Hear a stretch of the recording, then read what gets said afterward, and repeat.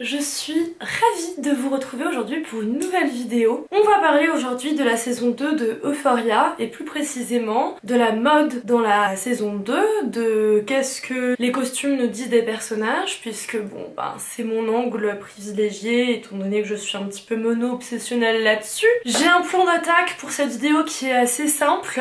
D'abord, dans un premier temps, je vais un petit peu vous livrer mon avis général sur la série et ensuite dans un deuxième temps on va tout simplement aborder chacun des personnages, leurs costumes un à un. Commençons sans plus tarder.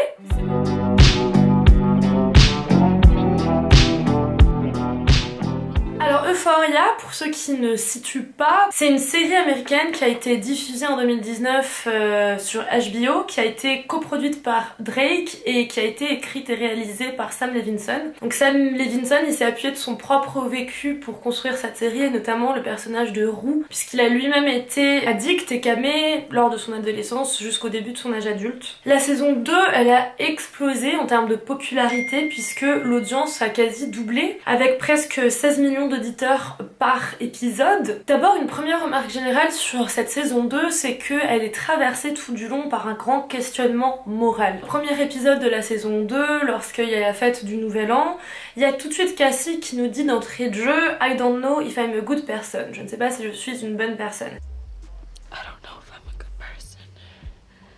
Et cette question en fait elle va revenir tout du long. Toute cette saison on cherche un petit peu la faute à qui en fait. C'est-à-dire qu'on cherche à revenir à la source de pourquoi les personnages se conduisent de la manière dont ils le font, notamment Nate mais aussi son père. Du coup j'ai l'impression qu'il y a tout un sous-texte un peu psychanalytique qui est franchement très chiant. Notamment justement comme je le dis avec Nate et son père, on a toutes ces scènes où genre Nate commence à rêver qu'il a une relation sexuelle avec son père. Donc je trouve que c'est forcément un angle qui est réducteur de le prendre comme ça. Et puis notamment parce que la réponse elle est hyper évidente et c'est la suivante, il y a du bon et du mauvais dans chacun des personnages. Pour en revenir à la mode dans Euphoria, ça a été, quand la première saison a été publiée, un truc de fou quoi. C'est-à-dire qu'il y a eu un impact réel sur la manière dont les gens s'habillaient et Heidi Bivens, qui est la costumière de la série, qui a été aussi la costumière lors de la première saison, elle a dit pour cette saison-ci vouloir un petit peu avoir une approche moins académique. C'est-à-dire que dans la première saison, elle voulait que le rapport au costume soit un rapport assez réaliste. Elle voulait pas forcément utiliser des tenues ou des pièces de grands couturiers parce qu'elle se disait comment est-ce que le personnage a acheté, dans quel contexte il a acheté cette pièce. Elle voulait vraiment que ce soit abordable. Or pour cette saison, elle a voulu se débarrasser finalement de cette contrainte. Finalement la mode dans cette série, elle accentue vachement le côté fantasmagorique de la série, le côté pas réaliste du tout, et c'est pourquoi je trouve que le parti pris de Heidi Bivens s'y tient et il est justifié. Et du coup j'ai vu un certain nombre de personnes qui ont commencé à émettre des critiques sur le fait que les personnages d'Euphoria n'auraient jamais pu s'habiller comme ils, notamment elles, le font au lycée parce que au lycée ça passe pas, mais pour moi c'est pas une critique qui est valide et c'est même pas une critique très intéressante. Enfin bon, c'est un peu chiant d'analyser la série via ce prisme de est-ce que ça colle à la réalité ou pas. Pour moi c'est hors propos, c'est pas l'objectif de cette série là. Et en plus dans cette saison il y a un jeu qui est vraiment accentué sur le rapport entre la réalité ou le rêve. On entre dans un truc où le rapport à la réalité est très étrange, où il n'y a plus d'unité narrative ni chronologique, où les flashbacks se mélangent au moment présent, où les fantasmes se mélangent au cauchemar. La fiction et la réalité se mêlent aussi. La pièce de Lexi, qui du coup se déroule lors des 2 derniers épisodes de la saison 2, elle est un peu le summum de toutes ces interférences, de ces frontières très poreuses entre qu'est-ce qui est vrai, qu'est-ce qui est fantasmé, qu'est-ce qui est un cauchemar, qu'est-ce qui est un bad trip. Et pour moi elle est en mise en abîme de ce qu'est devenu Euphoria et notamment de ce qu'est devenu aussi la vie de Rue. C'est-à-dire que Rue, on sait plus jamais si elle est dans un trip, dans un bad trip notamment, ou si elle pense avec son vrai cerveau, etc. Et ça c'est quelque chose qui aurait été intéressant de creuser, mais je trouve que le parti pris il a pas été pris justement de manière efficace, de manière volontaire, et du coup on est juste désorienté. Cette espèce de truc un peu plus brouillon, un peu plus confus, un petit peu plus compliqué à saisir, il a été retranscrit dans la mode mais aussi dans le maquillage, et ça c'est Daniela Devi qui est la responsable du make-up de la série qui en parle beaucoup. D'ailleurs allez voir son compte Instagram parce qu'elle donne beaucoup de ses inspirations, de comment elle a pensé un tel maquillage, c'est hyper passionnant. Elle a cherché à créer des looks plus confus, plus carefree, plus insouciant, qui joue beaucoup moins sur le côté ultra glam que pouvait y avoir dans la première saison, avec moins de pierres, de chaînes, de strass dans les looks. Au contraire, cette saison, on a plutôt des fards appliqués à la main, des looks un peu plus abstraits, un peu plus artistiques, un peu plus messy. Et je pense que ça en dit long sur le développement des personnages, mais aussi sur la structure même de la série. Pour ce qui est de la réception de la série, moi j'ai été assez surprise par la manière dont a été reçue cette deuxième saison. Moi je trouve ça un petit peu compliqué et étrange de vouloir émettre une critique sur le plan de est-ce que cette série est morale ou pas, puisque ben non, elle ne l'est pas. Enfin je veux dire, c'est le parti pris d'Euphoria que d'aller investiguer les recoins les plus sombres d'une adolescence en étant visuellement explicite. Ça c'est un truc qui a été clair depuis le début de la série. Alors bien sûr,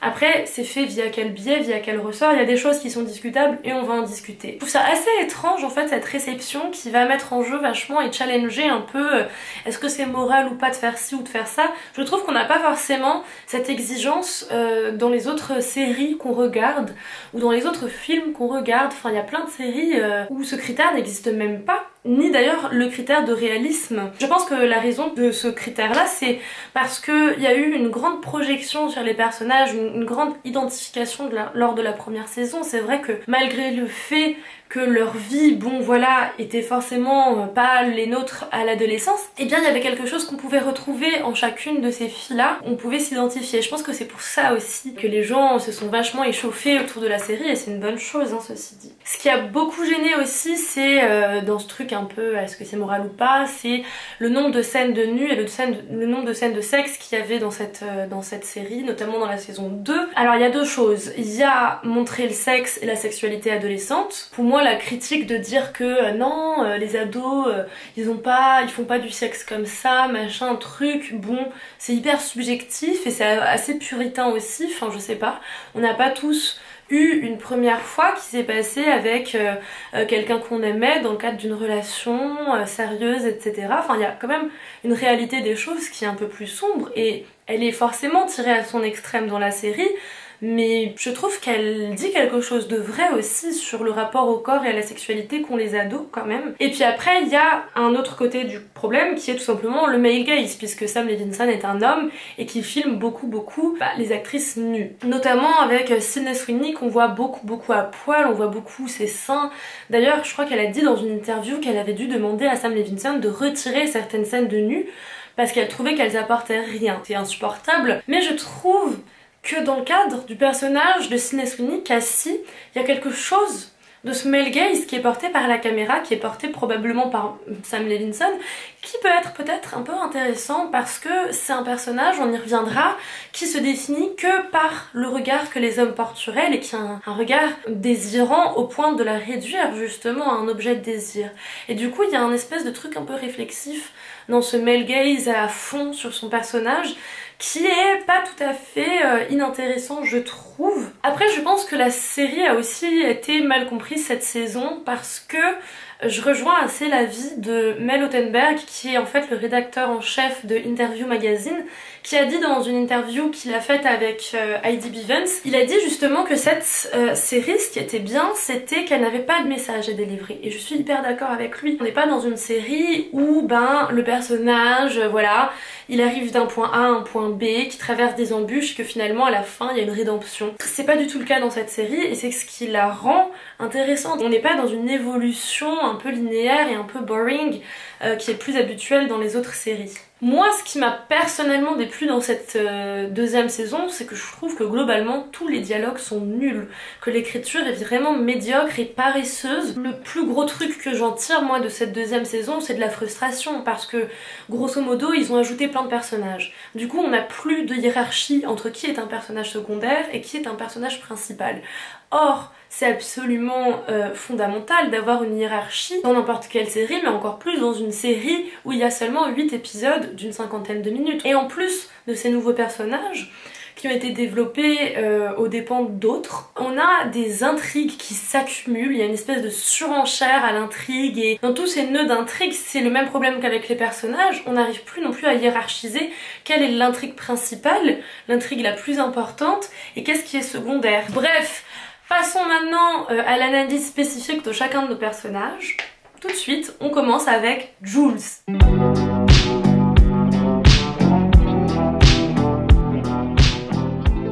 C'est pas une grande surprise, elle a porté plein de pièces de stylistes indépendants. Et elle a notamment beaucoup été habillée par une styliste indépendante qui s'appelle Gogo Graham et qui est basée à Brooklyn. C'est une styliste transgenre qui conçoit ses pièces spécialement pour les personnes trans et elle résume elle-même ainsi son travail, je cite: l'évolution de mon identité en tant que femme trans se reflète dans l'évolution de mes collections, parfois rigides, parfois fluides, parfois stagnantes, parfois dynamiques. Je trouve que cette citation, elle correspond totalement au personnage de Jules et à son évolution dans la saison 2. Grosso modo, Jules, elle est vraiment dans la continuité dans cette deuxième saison de ce que j'avais déjà dit à son propos lors de la saison 1, puisque au début de Euphoria, Jules c'est une jeune ado qui est dans un style très féminin.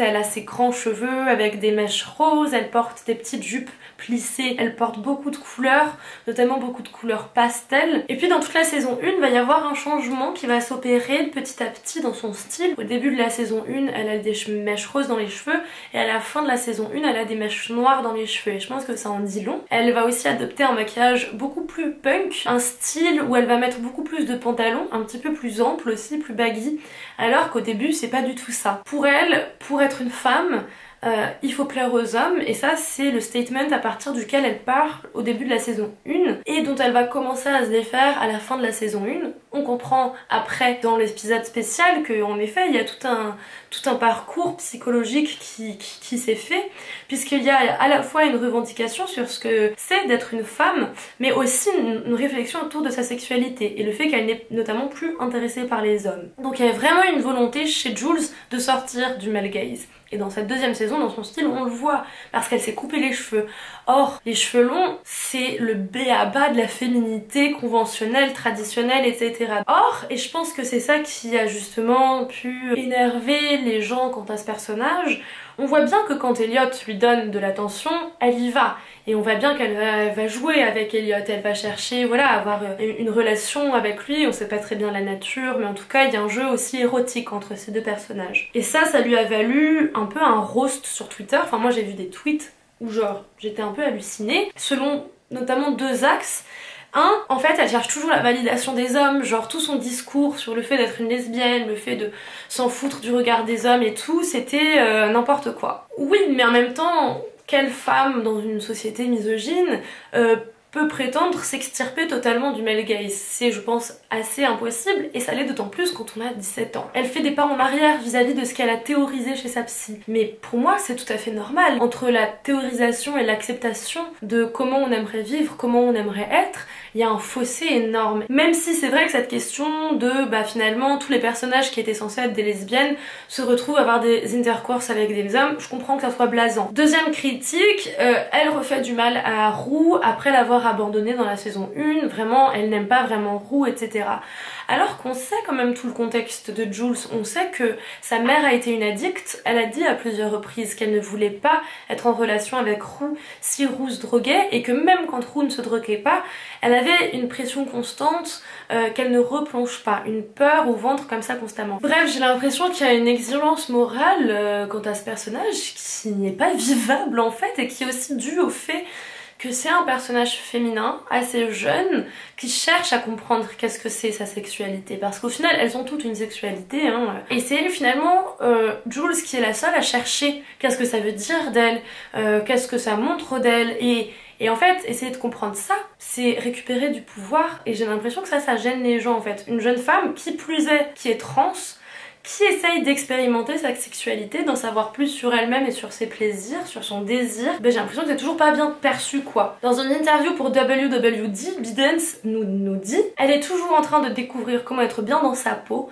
et se pose régulièrement des questions sur sa sexualité. Je pense qu'il y a en elle un dialogue intérieur permanent et j'espère que les costumes le reflètent d'une certaine manière. » Je trouve son make-up dans le premier épisode, donc lors de la soirée du Nouvel An, il est vraiment génial et encore une fois la maquilleuse Daniela David nous en parle sur Instagram.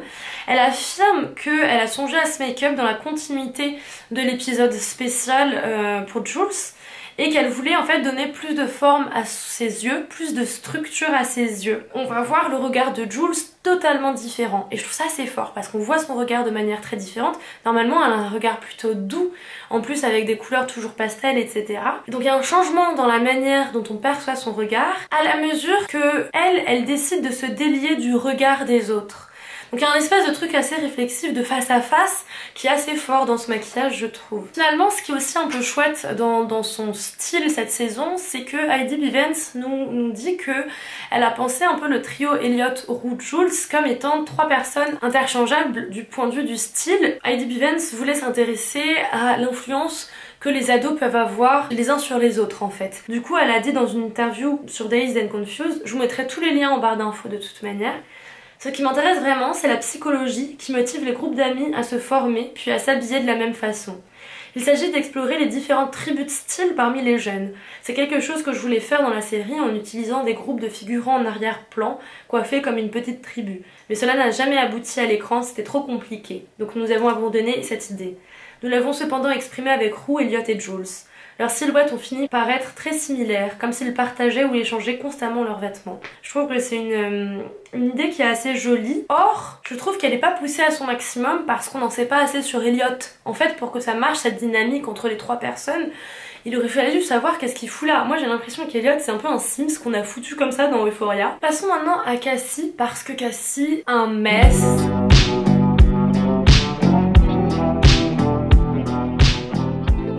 Et il se passe beaucoup de choses du point de vue des costumes, puisque en fait à travers ces fringues on voit petit à petit la crise existentielle qui la traverse et qui est croissante en fait, jusqu'à son apothéose. Et puis d'ailleurs dans les 2 derniers épisodes elle reproduit carrément des looks de Maddie, et il y a même carrément cet épisode où Cassie arrive au lycée, essaye de se faire remarquer par Nate et elle ne se fait remarquer que quand elle porte exactement littéralement la même tenue que Maddie. La chose la plus évidente dans l'évolution de son style, c'est justement cette imitation. Elle veut ressembler à Maddie, puisque dans sa relation avec Nate, elle a l'impression que c'est la seule manière dont Nate pourrait lui témoigner de l'amour. Néanmoins, je trouve que cette première écrit d'analyse, c'est la plus évidente et donc forcément c'est la moins intéressante. Moi je trouve que ce qui est vraiment marquant, c'est que la manière dont elle s'habille, ça témoigne de sa vision de la féminité, qui est une vision très très conventionnelle, très archétypale, puisque au début de la saison, elle a un style un peu Lolita, avec une fausse naïveté. D'ailleurs dans le premier épisode, l'épisode du Nouvel An, la maquilleuse nous indique qu'elle a voulu faire quelque chose de très simple, où on voit vraiment la peau de Maddie et avec un look dans les yeux avec des petits cristaux comme ça transparents qui vraiment témoignent de son innocence et de son aspect presque naïf. Elle comprend pas ce qu'elle est en train de faire, ça lui échappe à elle-même et à la fin elle devient une espèce de Barbie quasi déshumanisée. Tous ces changements de look témoignent juste du fait que Cassie ne se connaît pas. Elle ne sait pas qui elle est, elle a aucune idée de son identité, elle sait pas non plus qui elle veut être. C'est pour ça qu'elle essaye d'imiter ses amis à outrance. Elle n'aime pas non plus être dans sa propre peau. CF, le nombre d'heures qu'elle passe littéralement à s'astiquer, à se coiffer tous les matins avant le lycée. Il y a un véritable malaise qui la force à passer son costume. Et Heidi Bivens nous dit que Cassie c'est finalement le seul personnage dont les tenues révèle que c'est un vrai costume. Cassie elle ne se voit qu'à travers les autres et elle veut à tout prix être aimée. Et ça explique aussi la raison pour laquelle Cassie elle a un style assez simple, plus abordable que celui des autres personnages, un petit peu plus normal, un peu plus genre petite meuf, notamment dans la première saison. En lisant des articles pour préparer cette vidéo, j'ai même lu un article où il disait que Cassie c'est la brandy girl quoi, c'est celle qui porte un peu les trucs tendance, voilà. Une interview de Heidi Bivens dans Dazed qui dit « Je savais qu'en même temps que nous échafaudions son désespoir, nous avions besoin d'un soulagement comique dans cette scène. Nous pouvons nous moquer d'elle, mais je me soucie de Cassie et le public aussi. Elle s'est réveillée si tôt et a suivi tous ces régimes de beauté extrêmes. J'étais donc consciente que nous devions être doux avec elle.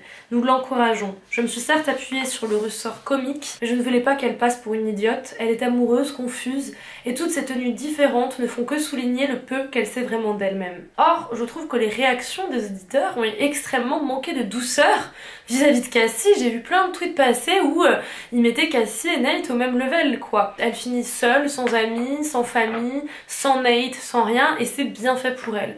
Je trouve ça absolument horrible et aussi très misogyne, parce que cette fille, et ça a été quand même très bien montré dans la première saison, elle s'est construite qu'à partir du désir qu'elle provoque chez les hommes. I'm gonna be honest with you because no one else will. Any guy who says he's interested in you beyond just fucking you is full of shit. Elle est sa première victime. Vivette nous indique aussi que Cassie, elle a une vision très stéréotypée de la féminité, d'où la gamme chromatique très soft, avec beaucoup de baby blue, de rose très pâle, de couleurs assez simples, de tenues assez simples. Désolée pour le changement de lumière, ma batterie est morte et j'ai dû filer, enfin bref, on est donc plus tard. Je disais donc que Cassie, certes, s'inspire beaucoup de Maddie, voire même plagie tout son look, mais aussi en fait de Jules, et ça c'est plus subtil et je pense que peu d'entre nous l'avaient remarqué. Moi je l'avais pas remarqué. C'est en fait la maquilleuse du coup Daniela Davy qui nous informe de ça sur son compte Instagram et qui affirme que pour l'épisode 7 du coup lors de la pièce de Lexi, et bien en fait le make-up de Cassie a autant été inspiré par Maddie que par Jules, notamment au niveau du teint et des cheveux. Ils ont cherché à la faire plus blonde et à lui faire un teint encore plus diaphane, encore plus pâle pour que ça la rapproche davantage de Jules, qu'elle ressemble à un espèce de mélange des deux et finalement elle ne ressemble plus du tout à elle-même. Et du coup elle est certes sublime dans cette scène, elle est magnifique, notamment face au miroir, et à la fois elle fait un peu peur. Il y a quelque chose qui est presque fantomatique, on dirait qu'elle est déshumanisée, qu'elle n'a plus de vie. C'est la poupée Barbie, c'est une poupée, vraiment. Passons maintenant au troisième personnage, à Roux.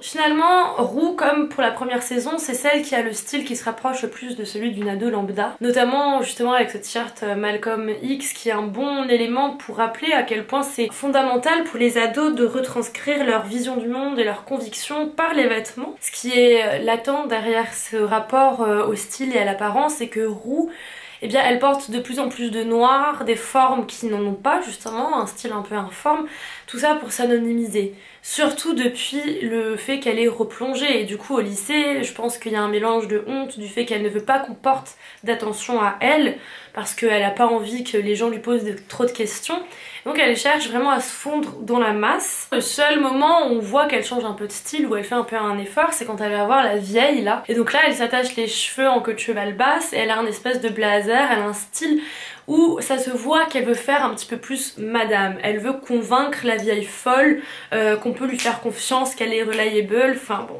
C'est presque touchant l'attention qu'elle y met quand on sait qu'elle va juste se faire rouler dans la farine. Et je pense aussi, ça c'est une approche peut-être un peu plus personnelle, plus hypothétique, que lors de la première saison, Roux découvre Jules, elle est folle amoureuse et du coup elle est très imprégnée du rapport à l'apparence que Jules entretient.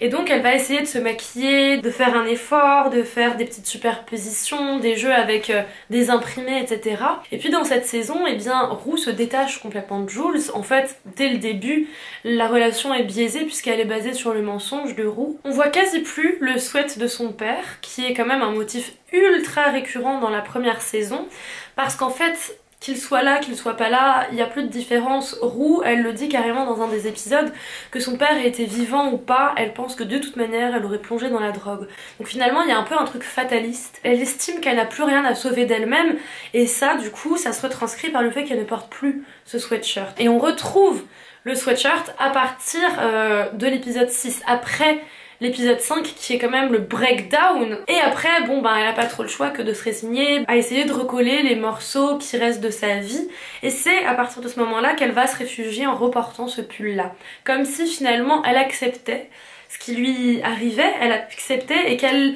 refaisait un pas vers le deuil. Finalement le problème de Rue c'est qu'elle n'arrive pas à faire son deuil je trouve. Et le pull il a un peu cette capacité, ce pouvoir magique de la ramener à qui elle est, en la ramenant notamment aux gens qu'elle aime. Voilà pour ce qu'il en est de Rue. Parlons maintenant de Maddie.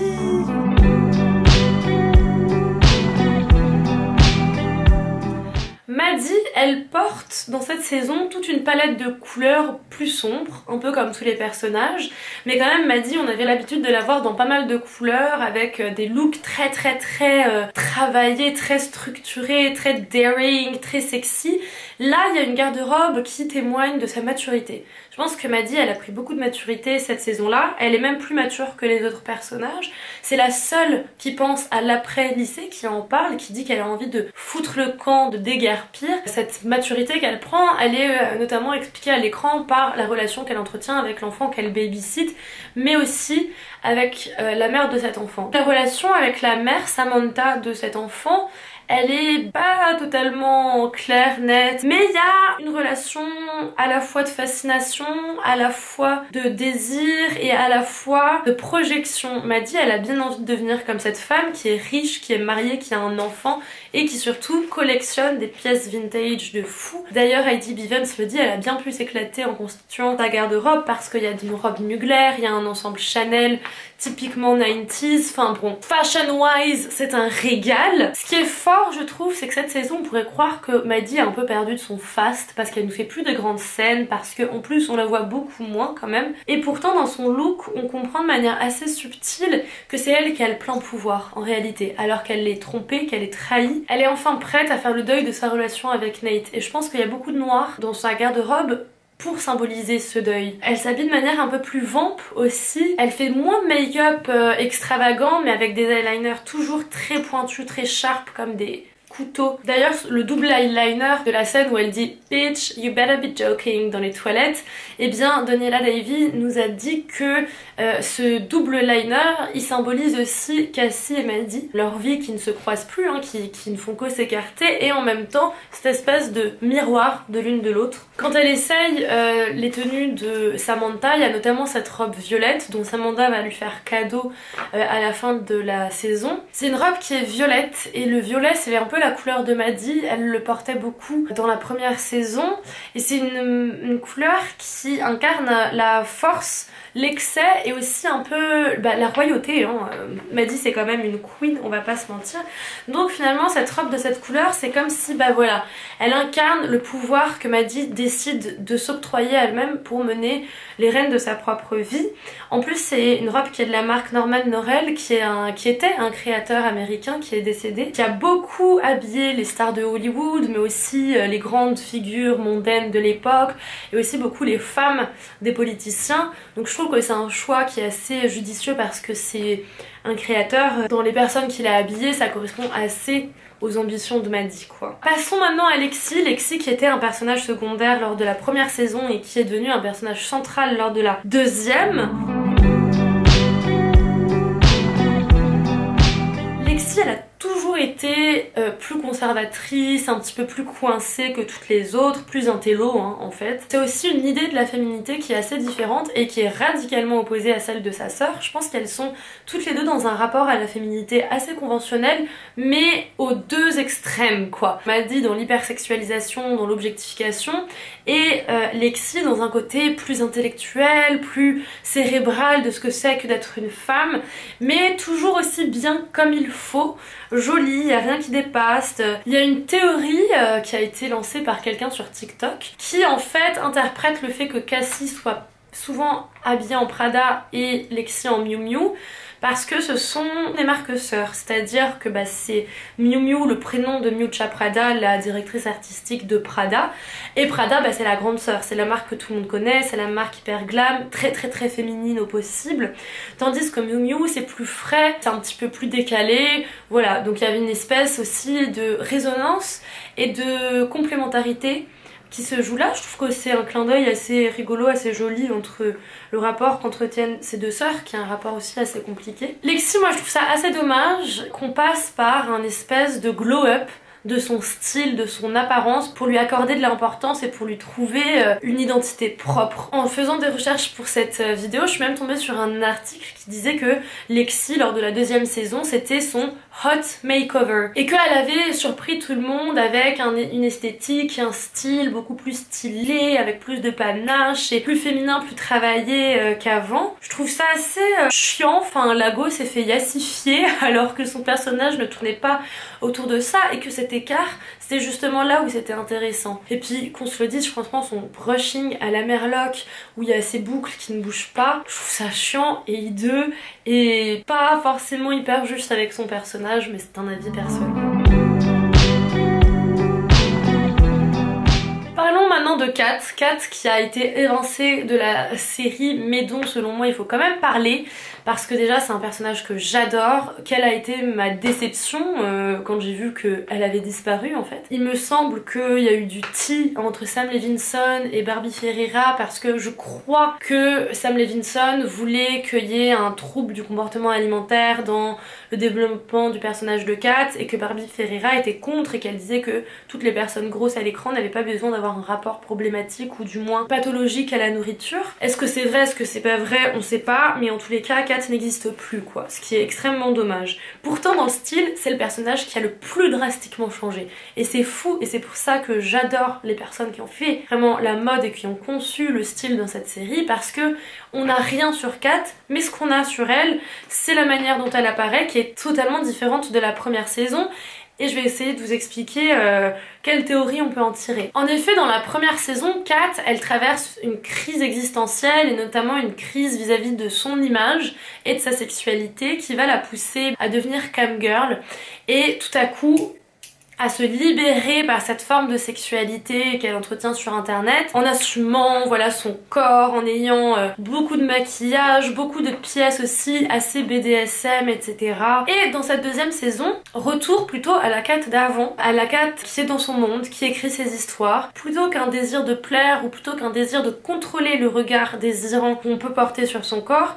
Il y a une volonté de revenir à elle et de revenir à son imaginaire. J'ai l'impression que le style de Kat dans cette 2e saison, il parle bien plus de son monde imaginaire que finalement de son rapport au corps. Moi, mon idée, c'est à 100% une hypothèse, donc c'est à prendre à laisser mais je vous la livre, c'est que après la première saison, Kat, elle arrête d'être une camgirl parce qu'elle est dégoûtée à partir du moment où elle doit enlever son masque, etc. Et puis elle se rend compte du truc un peu pervers de la chose. Elle s'est peut-être rendue compte que le regard que les gens portaient sur elle, ce regard presque fétichisant, je sais pas si ça se dit mais vous avez compris mon idée, et ben c'est un regard qui est aussi aliénant et qui la met en danger en fait. Elle a voulu sortir justement de cette vibe hyper sex positive où les ados peuvent vraiment penser, et en plus c'est assez actuel comme thématique je trouve, que il faut own sa sexualité, que la sexualité c'est un truc de pouvoir et que voilà il faut la revendiquer, il faut être forte, il faut être dominante, il faut accepter voilà de se montrer etc. Que tout ça en fait ça peut aussi être du bullshit et que ça fait parfois du bien d'en sortir, de revenir à quelque chose de plus neutre vis-à-vis de son propre corps, de se laisser le temps de se trouver, de laisser l'intime à l'intime aussi. Dans le make-up aussi on sent cette transition, ce changement chez Kat puisqu'elle porte déjà beaucoup plus de couleurs, beaucoup plus de pastels, plus de fard aussi appliqué aux doigts. Donc il y a un truc un peu plus léger, plus romantique dans son maquillage et qui est aussi une manière de contraster selon Daniela Davy entre la manière dont elle se présente au monde, ce côté un peu romantique, un peu bucolique, amoureuse quoi, dans une relation de couple saine. Et finalement, au fond, il y a un écart entre la manière dont elle le ressent, puisqu'elle se sent très seule et qu'elle a le sentiment de devoir quitter son mec. La scène où elle le quitte, c'est du grand n'importe quoi, enfin franchement, qui a laissé se passer une telle chose? Quel dommage quoi. Voilà, c'est un petit peu tout ce que j'avais à vous dire sur la 2e saison d'Euphoria. Je pense que la vidéo était assez longue et j'espère que elle vous a intéressé, j'espère que vous avez pu y trouver des choses pour comprendre peut-être de manière un peu différente l'évolution des arcs narratifs et des personnages, de leur trajectoire, parce qu'on a eu très peu d'éléments et d'indices finalement. Du coup la mode est toujours une alliée pour nous donner des indices sur ce qui se passe dans la psychologie humaine. Si vous n'êtes pas d'accord avec moi, pas de souci, dites-moi en commentaire vos propres analyses, vos propres opinions sur la série, si vous l'avez aimée ou pas. Je vous souhaite une très belle journée ou une très belle soirée et puis je vous dis à très vite. Bisous! Bye.